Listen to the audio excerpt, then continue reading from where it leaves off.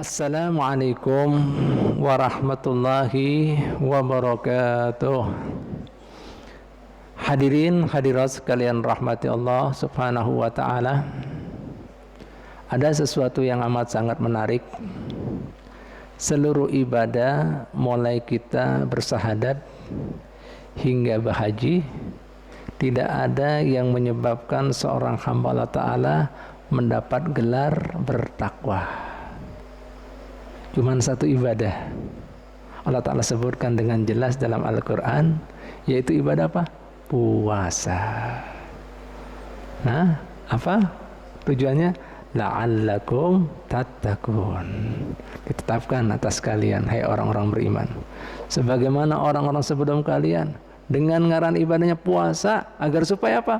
Kalian menjadi orang-orang bertakwa. Nah, amat menarik ini. Kenapa?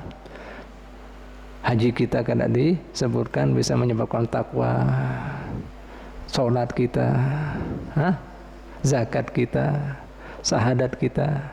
Kenapa hadirin hadirat sekalian rahmat Allah? Sebabnya amalan selain puasa itu belum melatih menjadikan manusia ikhlas. Kecuali ibadah satu ini, mendidik bujur-bujur yang namanya ikhlas. Jika ibadah yang namanya ikhlas, pasti diterima Allah Ta'ala.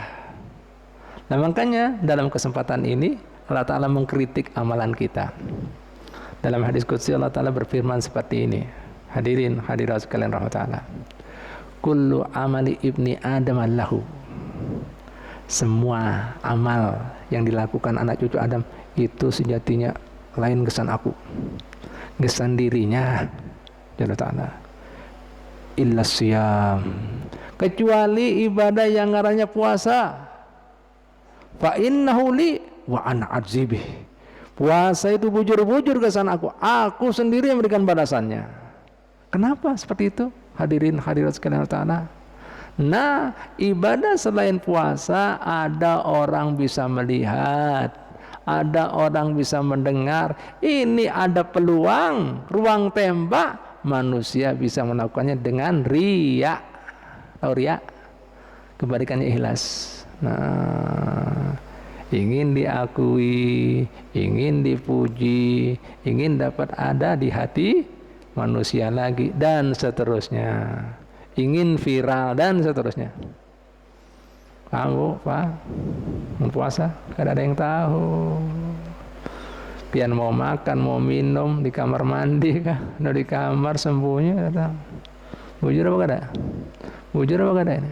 Nah, lihat Pak Bu, dikritik. Bukan doa itu, puasa aja. Ya Allah. Nah, oleh karena itu hadirin hadirat sekalian rahmatan Allah, perlu pian ketahui. Makanya Nabi kita Muhammad sallallahu alaihi wasallam sampai beliau bersabda seperti ini. Inna akhwafu ma akhafu alaikum asyirkal asghara. Sesungguhnya yang paling aku khawatirkan dan aku takutkan atas kalian, yaitu yang ngarannya syirik yang halus, syirik yang tersembunyi. Bingung sahabat Nabi, apa pulang ini? Ada istilah syirik yang halus, syirik yang tersembunyi. Apa itu ya Rasulullah? Beliau menjawab dengan tegas, ar-riya'u, yaitu amalan yang dilakukan dengan riya. Kenapa hadirin hadirat sekalian sangat ditakutkan, dikhawatirkan oleh baginda Muhammad SAW? Karena perlu pian ketahui, amalan riya itu lahiriahnya pahala, ya kan gitu. Tapi dosa. Lahiriahnya taat, hakikatnya maksiat. Lahiriahnya ukhrawi, hakikatnya dunyawi. Makanya kena di yaumul qiyamah, ini bahayanya. Allah Ta'ala takutkan, ya.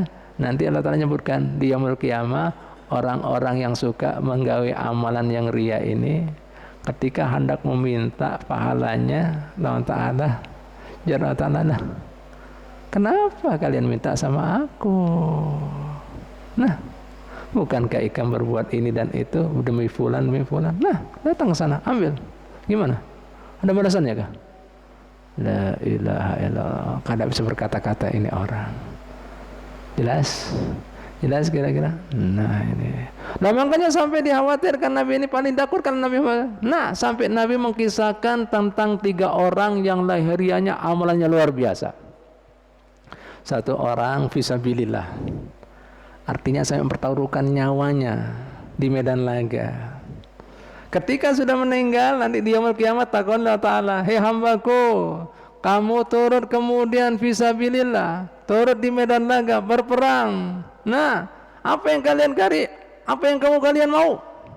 Ya Rabb, pastinya untuk mengangkat syiar pian, agama pian yang mulia, untuk membela syariat pian. Kadzabtah, dusta ikam. Ikam melakukan itu semuanya bukan untuk agama, bukan untuk menjaga kalimat la ilaha illallah Muhammadur Rasulullah, bukan untuk menjaga syariat kekasih Muhammad SAW. Ikam melakukan itu semuanya, ikam ingin diketahui orang bahwa ikam pemberani, jagoan, pahlawan. Dusta ikam. Ya Allah, kena. Yang kedua, orang diberi ilmu, nuntut ilmu. Takoni lagi Allah Ta'ala, hei hambaku, ikam dulu menuntut ilmu agama ke sana. Ya Rabb, kesan mengajak hamba-hamba pian di jalan pian, untuk membukakan pintu hidayah yang pian anjurkan supaya mereka selamat dari murka pian, masuk dalam surga. Dusta ikam, kadzabta. Ikam melakukan itu semuanya, ikam ingin diketahui annaka qari, alim, ahli fakih, ahli tafsir, ulama. Dosa. Kena lagi. Yang ketiga, orang diberi rezeki Allah Ta'ala, bagi sana, bagi sini. Hei hambaku, aku anugerahkan ikam dengan anugerah yang arahnya harta. Ikam lakukan, ya Rabb, untuk membantu hamba-hamba pian yang lemah, untuk membantu hamba-hamba yang fakir miskin, untuk selamatkan mereka supaya mereka kemudian bisa nyaman taat ibadah. Dusta. Ikam melakukan itu semuanya, ikam melakukan ingin dipanggil dan diketahui orang bahwa ikam seorang dermawan. Bahkan Nabi Muhammad SAW, 3 kelompok ini akan masuk neraka dahulu sebelum yang lain. Bayangkan pian, masuk neraka dahulu. Ingin tahu cirinya orang kemudian riya? Ada perkataan Imam Fudail bin Iyad radhiyallahu anhu. Sidin mengatakan seperti ini. Tarkul amal li ajlin nas riya, wal amal li ajlin nas sirkun. Orang melakukan amalan, ya, melakukan amalan karena manusia, itu berarti mensekutukan Allah Ta'ala. Nah, kada cukup balasan ganjaran Allah Ta'ala. Lah sementara orang meninggalkan perbuatan yang kada baik, berarti punya bibit-bibit riya, tebar pesona dia, pencitraan. Wal ihlas. Nah ini jalannya Imam Baihaqi daripada makna kalamnya Fudail. Wal ihlas yu'afiyaka an yu'afiyaka minhuma. Sedangkan orang yang punya ikhlas akan menyelamatkan ikam dari dua-duanya. Artinya menggawainya tadi karena mencari ridha Allah Ta'ala. Meninggalkan amalan yang kada baik bukan untuk tebar pesona, pencitraan, tapi bujur-bujur karena Allah Ta'ala. Nah kembali lagi ikhlas. Jadi orang pencitraan itu kada ikhlas juga. Nah, tebar pesona itu, pemain watak gitu. Jadi taatnya, ibadatnya, ya itu tadi. Ada udang di badan rempeyek. Berikutnya meninggalkan ketidakbaikannya juga gitu, pencitraan dia. Tapi mun sudah kada ada orang, tempat yang sunyi atau di tempat di kota lain, seperti di Jakarta semua ada, merdeka. Nah, bahaya ini. Jelas sudah kira-kira. Jelas sudah kira-kira. Nah, mungkin pian-pian hendak tahu juga, Vip, lantas cirinya ikhlas gimana? Dikatakan Imam Danuni Misri, beliau mengatakan cirinya orang ikhlas ada 3. Mudah-mudahan pian ada yang berisi ini semuanya. Yang pertama cirinya orang ikhlas, nisyanul a'mal fil a'mal, melupakan amal kebajikan yang dia lakukan, tidak diungkit-ungkit, kada diingat-ingat. Jadi kalau ada orang masih mengingat-ingat amal solehnya, ada bibit-bibit riya. Nih, Allah. Yang kedua, karena dia melupakan apa kebaikannya, ikhlas karena Allah Ta'ala. Bukan kemudian sebagai modal untuk pencitraan tadi. Makanya dia yang kedua, nah taswiyah, menyamakan bainal madih wal mubhid, antara orang yang mencintai dengan orang membenci sama. Karena apa? Aku lakukan bukan untuk kalian. Terserah kamu. Mau suka kah? Kada suka kah? Ya, simpati kah? Benci? Emangnya gua pikirin? Bukan untuk kalian. Sama. Pian sama kah? Lalu membenci sama orang cinta? Bukan ada bisa. Berarti baru ikhlas. Nah, yang ketiga, cukup nanti balasannya bukan di sini. Allah Ta'ala berikan di akhirat sana. Punya? Belum punya, belum ikhlas. Belajar ikhlas. Nah, ini pentingnya. Dan ingat ini ada di Ramadan. Ingat Bu, Pak, ikhlas ini perintah Allah Ta'ala. Nah, tiap hari kita baca. Ya, inna sholati wa nusuki wa mahyaya wa mamati lillahi rabbil alamin la syarika lahu wa bidzalika umirtu wa ana minal muslimin.